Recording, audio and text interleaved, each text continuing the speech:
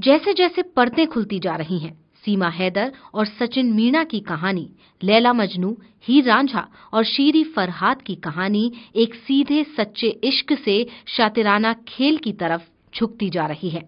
सीमा हैदर भाजपा के किसी भी प्रवक्ता की तरह बात करती हैं।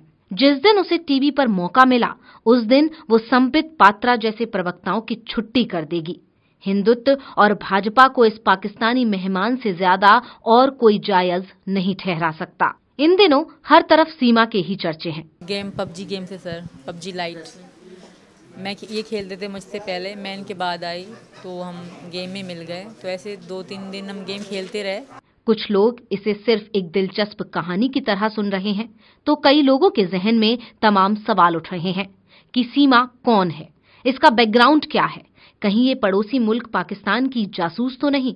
इन सब सवालों के बीच एक और सवाल उठने लगा है कि कहीं ये सब 2024 चुनाव के लिए तैयार की कोई कहानी तो नहीं है। सीमा हैदर के सहारे बीजेपी अपने हिंदुत्व के एजेंडे को बढ़ावा तो नहीं देना चाहती है।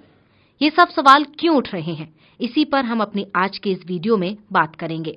तो सबसे बड़ा सवाल ये है कि जन्म से लेकर 20 साल से ज्यादा पाकिस्तान में गुजारने वाली सीमा हैदर की जुबान पर उर्दू के अल्फाज क्यों नहीं आते। मुझे पता है सर, मुझसे सवाल भी करे गए थे और ऐसा कुछ भी नहीं है, ना ऐसा अगर कुछ ना हो आएगा भी से, क्योंकि मेरा ऐसा कुछ भी नहीं है। मेरा सब कुछ उनके पास है, फ़ोन, जो सामान, मेरे कपड़े तक वहाँ थाने में पड़े हुए हैं। और मुझे पता है, जो मैं सच है, मुझे भरोसा है कि ऐसा कुछ भी नहीं, क्योंकि मैं सच पे कह रही हूँ।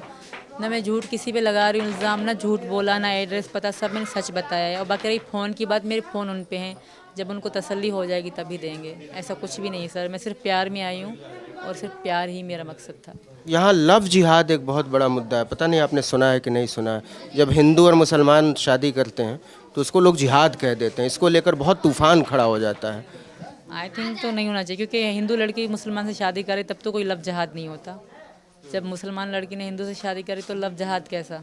नहीं, उल्टा है, जब यहाँ हिंदू लड़की मुस्लिम से शादी कर ले तो उसको लव जिहाद मान लेते हैं। अच्छा, मुझे पता नहीं है सर, मैं नहीं मानती कोई लव जहाद वहाद को। प्यार है भाई, मन मिले तो शादी कर देनी चाहिए। वो ऐसे हिंदी बोलती है जैसे बरसों से पश्चिमी उत्तर प्रदेश या हरियाणा में रहती आई हो। वो नुक्तों का इस्तेमाल भी नहीं करती, या कहिए उसे नहीं आता। जन्म से मुसलमान होने के बावजूद वो कुरान, इंशाअल्लाह, बरकत, शिफा, निकाह, हुकूमत या कौम जैसे शब्दों का इस्तेमाल क्यों नहीं करती। वो शादी, सरकार या धर्म जैसे शब्द बोलती हैं जो पाकिस्तान में आम नहीं है। एक और बात, कानूनी तौर पर सीमा हैदर अभी भी मुसलमान और पाकिस्तानी ही हैं। लेकिन अब जो बात चौंका रही है वो ये कि पाकिस्तान की सीमा ने पहले हिंदू लड़के से प्यार किया और उसके लिए चिकन, मांस, मछली खाना छोड़ने के बाद बागेश्वर धाम जाने की इच्छा जाहिर की।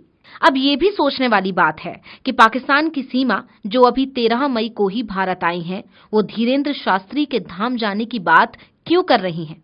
उसे इतना ज्यादा कैसे पता है कि भारत में चल क्या रहा है, खासकर भाजपा के खेमे में? वो जब से आई हैं सिर्फ हिंदू धर्म का प्रचार करने में क्यों लगी हुई हैं? कभी भोलेनाथ का जलाभिषेक करती हैं, तो कभी गंगा स्नान की बात करती हैं, तो कभी तुलसी के पेड़ पर जल चढ़ाती हैं। इतना ही नहीं, वो लगातार मोदी और योगी सरकार की तारीफें कर रही हैं।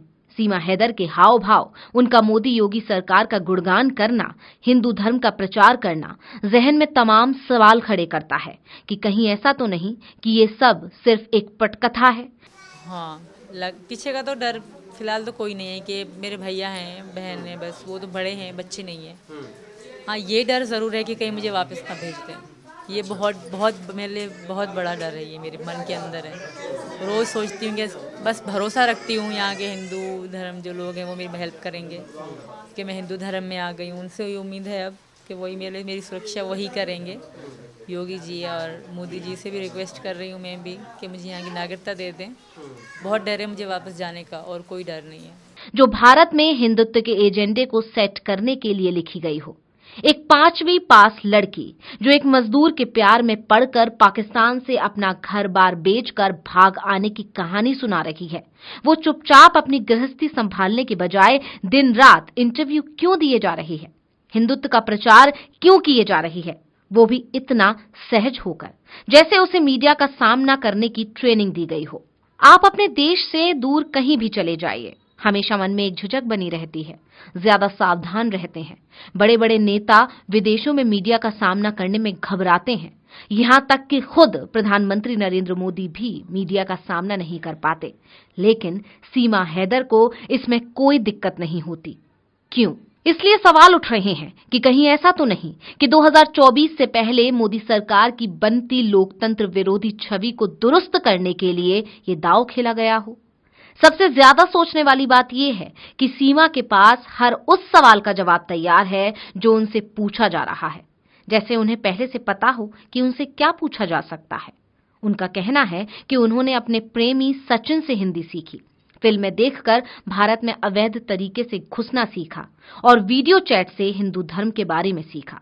लेकिन क्या वाकई इन जरियों से इतना कुछ सीखा जा सकता है कि कोई सीमा की तरह माहिर हो जाए? मीडिया के कैमरे पर सीमा की हाजिर जवाबी सोचने पर मजबूर करती है। सीमा हैदर और सचिन मीणा की इस कहानी के बीच पाकिस्तान से खबर आई है कि सिंध प्रांत में डकैतों ने हिंदुओं के धार्मिक स्थलों और घरों पर हमला करने की धमकी दी है। सीमा सिंध की ही रहने वाली है। इस धमकी के मद्देनजर सिंध प्रांत की उत्तरी जिलों की पुलिस ने सुरक्षा बढ़ा दी है। उत्तरी सिंध के घोटकी, काशमोर, कंदकोट और जैकबाबाद में डकैतों के कई गैंग सक्रिय हैं। वहीं सीमा की बातों में कितनी सच्चाई है, इसको लेकर जांच जारी है।